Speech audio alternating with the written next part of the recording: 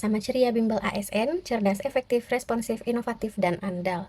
Teman-teman, Pancasila bukan hanya dasar negara, tetapi kunci utama kelulusan CPNS, khususnya dalam tes TWK atau tes wawasan kebangsaan. Nah, di video ini kita akan membahas bagaimana pengamalan Pancasila dipahami dalam konteks soal CPNS dan karakter seorang ASN yang berintegritas. Jadi, simak sampai akhir karena ini bukan sekedar teori, ini bekal kelulusan. Oke, teman-teman, jadi yang kita pahami dari awal adalah Pancasila itu memiliki 5 nilai. Yang pertama, ketuhanan yang Maha Esa, kemanusiaan yang adil dan beradab, persatuan Indonesia, dan kerakyatan yang dipimpin oleh hikmat kebijaksanaan dalam permusyawaratan perwakilan. Dan yang terakhir adalah keadilan sosial bagi seluruh rakyat Indonesia. Nah, teman-teman, yang wajib Anda pahami adalah untuk tanda sila 1 ini ditandai dengan bintang, kemudian sila kedua ada rantai, sila ketiga itu pohon beringin, sila keempat dengan kepala banteng, dan yang kelima adalah padi dan kapas. Nah, teman-teman, untuk nilai-nilai Pancasila itu sendiri kita telah bahas pada video sebelumnya, yang mana terkait sila 1 tentang ketuhanan, sila kedua tentang manusia, individu dan individu, sila ketiga mengenai persatuan Indonesia, kemudian sila keempat tentang demokrasi, dan sila kelima tentang keadilan sosial secara distributif atau keadilan distributif. Nah, teman-teman, kita langsung saja ke contoh soalnya. Dalam sebuah daerah, pemerintah menetapkan kebijakan pemberian bantuan sosial berbasis data kependudukan yang telah disepakati secara nasional. Namun di tingkat lokal muncul tekanan dari kelompok mayoritas berbasis agama agar bantuan diprioritaskan kepada kelompok mereka dengan alasan moral dan solidaritas keimanan. Pemerintah daerah kemudian menyetujui tekanan tersebut tanpa musyawarah terbuka demi menjaga stabilitas dan menghindari konflik. Akibatnya, kelompok minoritas dan warga miskin non-afiliasi keagamaan tidak menerima bantuan meskipun secara administratif memenuhi syarat. Jika ditinjau secara paling komprehensif dan filosofis, kebijakan pemerintah daerah tersebut bertentangan terutama dengan A. Sila ke-1 karena bantuan sosial telah dicampur adukan dengan pertimbangan keagamaan. B. Sila kedua karena mengabaikan persamaan martabat dan hak setiap manusia. C. Sila keempat karena keputusan diambil tanpa musyawarah dan kebijaksanaan. D. Sila kelima karena bantuan sosial tidak diberikan secara adil dan merata. Atau E. Sila ketiga karena kebijakan berpotensi memicu perpecahan sosial. Nah, teman-teman, silakan dijawab dalam 10 detik.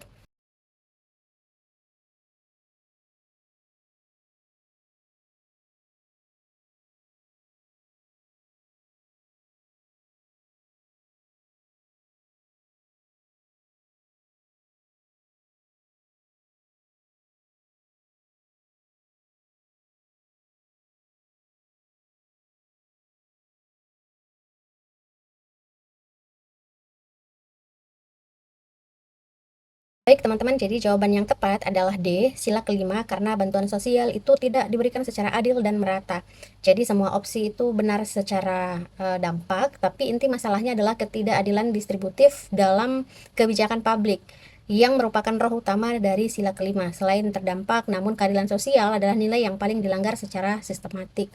Oke, teman-teman, jadi untuk sila kelima ini salah satu contoh pengamalannya adalah berlaku adil kepada semua orang, kemudian mendukung pemerataan pembangunan, menghormati hak dan kewajiban orang lain, dan tentunya seorang ASN di sini memberikan pelayanan publik yang adil dan tidak diskriminatif. Kita ke contoh selanjutnya. Bagi kemasyarakatan berskala nasional, keputusan strategis selalu ditentukan melalui voting cepat tanpa ruang dialog. Kelompok mayoritas secara konsisten mendominasi hasil keputusan, sementara aspirasi kelompok kecil diabaikan. Secara formal, mekanisme demokrasi telah dijalankan, namun dalam praktiknya muncul ketegangan internal dan melemahkan rasa kebersamaan. Berdasarkan nilai Pancasila, persoalan paling mendasar dalam kasus tersebut adalah A. Tidak terwujudnya keadilan perlakuan terhadap kelompok minoritas. B. Melemahnya persatuan akibat dominasi kelompok tertentu. C. Demokrasi dijalankan tanpa hikmat kebijaksanaan dan musyawarah. D. Kurangnya sikap saling menghormati antar anggota. Atau E. Tidak adanya pemerataan hak dan kewajiban organisasi. Oke, teman-teman, silahkan dijawab dalam 10 detik.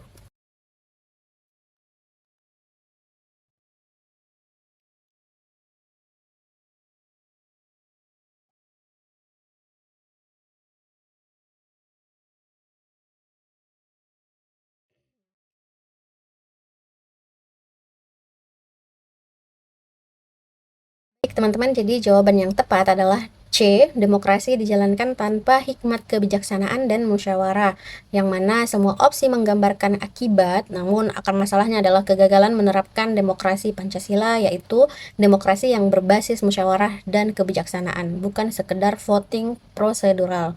Oke, nah ini termaktub dalam sila keempat ya teman-teman. Nah, adapun contoh pengamalan sila keempat adalah mengambil keputusan melalui musyawarah mufakat, kemudian menghargai pendapat orang lain, tidak memaksakan kehendak pribadi, dan tentunya ASN menjalankan tugas secara demokratis dan tanggung jawab. Jadi kata kunci untuk sila keempat ini teman-teman adalah musyawarah, demokrasi Pancasila, dan mufakat. Oke, mudah sekali dipahami teman-teman. Kita ke contoh soal selanjutnya. Dalam perencanaan pembangunan wilayah, pemerintah telah mengadakan forum musyawarah. Namun, hasil forum tersebut diabaikan karena dianggap tidak realistis secara anggaran. Pemerintah kemudian menjalankan kebijakan pembangunan yang hanya menguntungkan kawasan ekonomi kuat dengan alasan efisiensi dan pertumbuhan.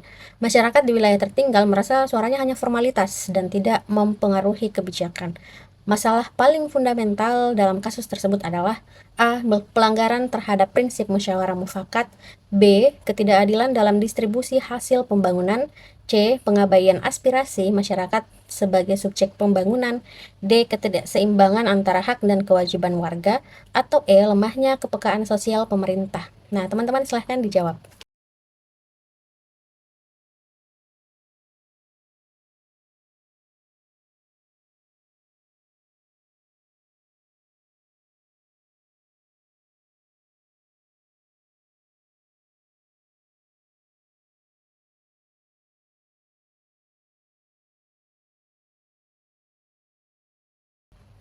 Oke teman-teman, jadi jawabannya adalah B, ketidakadilan dalam distribusi hasil pembangunan, yang mana musyawarah memang dilemahkan, tetapi substansi paling berat adalah hasil pembangunan yang tidak adil, sehingga sila kelima menjadi titik pelanggaran utama.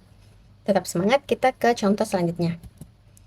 Dalam suatu krisis nasional, pemerintah menetapkan kebijakan darurat yang membatasi aktivitas masyarakat, termasuk kegiatan keagamaan, ekonomi kecil, dan forum warga.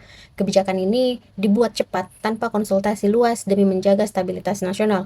Sebagian masyarakat menerima, sebagian lain merasa haknya diabaikan, dan kelompok rentan paling berdampak secara ekonomi.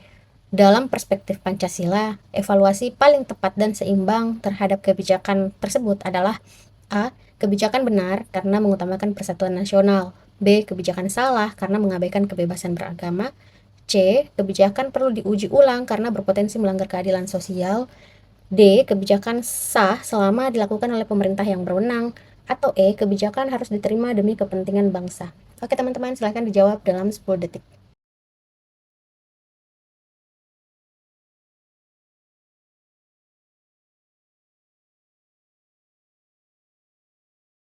Teman, jadi jawabannya adalah C, kebijakan perlu diuji karena berpotensi melanggar keadilan sosial, yang mana soal ini menuntut keseimbangan nilai, pembatasan mungkin sah, tetapi dampak terhadap kelompok rentan dan keadilan sosial harus menjadi parameter utama evaluasi Pancasila, bukan sekedar stabilitas atau legalitas formal. Dalam penyaluran bantuan sosial, pemerintah menetapkan kriteria administratif yang netral dan objektif. Namun, di lapangan, petugas mendahulukan kelompok tertentu dengan alasan kedekatan emosional dan solidaritas keagamaan. Akibatnya, sebagian warga miskin yang memenuhi syarat itu justru terlewatkan. Jika dianalisis secara paling tepat berdasarkan Pancasila, masalah utama kebijakan tersebut terletak pada A. Pelanggaran toleransi beragama. B. Pengabaian persamaan martabat manusia. C. Ketidakadilan dalam distribusi kesejahteraan sosial. D. Tidak dijalankannya musyawarah dalam kebijakan. Atau E. Lemahnya rasa persatuan masyarakat. Nah, teman-teman silakan dijawab.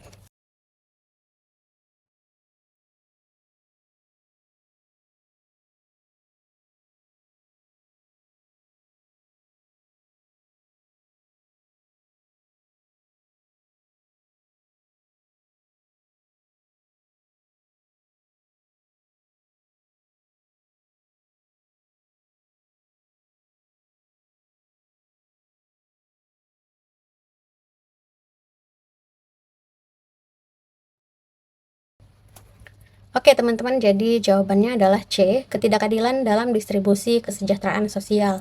Nah, jadi jika kita berbicara tentang bantuan, subsidi, pembangunan atau kebijakan publik dan masalahnya adalah siapa yang menerima dan siapa yang dirugikan, maka fokus utama hampir selalu pada sila kelima, yaitu keadilan sosial bagi seluruh rakyat Indonesia. Pemerintah daerah memberikan subsidi pendidikan bagi siswa kurang mampu. Namun dalam praktiknya, subsidi ini hanya diberikan kepada siswa yang berprestasi pendidikan tinggi. Sementara siswa kurang mampu dengan kemampuan akademik rata-rata tidak mendapatkan bantuan, meskipun kondisi ekonominya lebih berat. Nah, jika dianalisis berdasarkan Pancasila, masalah paling mendasar dalam kebijakan tersebut adalah A. Pengabaian hak asasi peserta didik, B. Tidak adanya perlakuan adil antar individu, C. Ketidakadilan sosial karena bantuan tidak sesuai kebutuhan, D. Kurangnya penghargaan terhadap prestasi, atau E. Lemahnya kepedulian sosial pemerintah. Nah, teman-teman silahkan dijawab dalam 10 detik.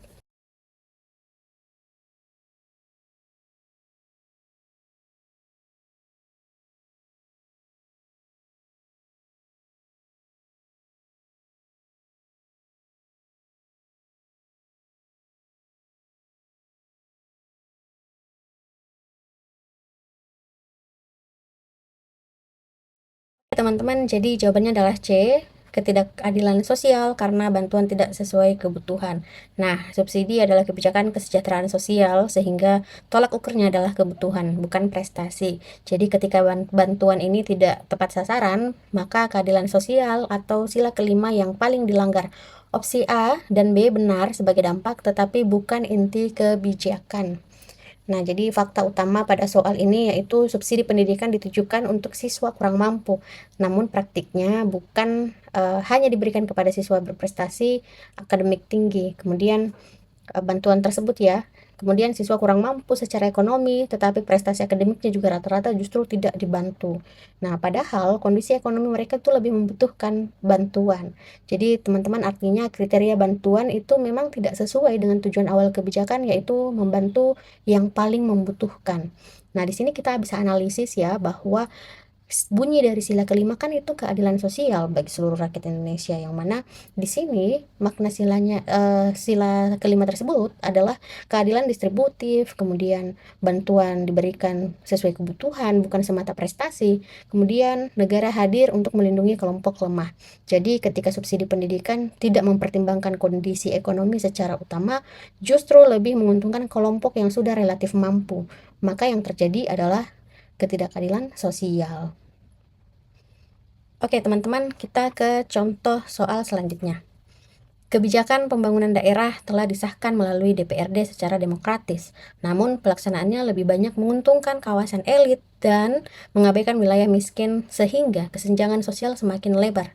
Menurut Pancasila, sikap yang paling tepat terhadap kebijakan tersebut adalah A. Menerima karena telah melalui proses demokrasi, B. Mempertahankan demi stabilitas pemerintahan, C. Mengevaluasi karena hasilnya tidak mencerminkan keadilan sosial, D. Menolak karena tidak sesuai aspirasi masyarakat, atau E. Menyerahkan sepenuhnya kepada pemerintah pusat. Oke teman-teman, silakan dijawab.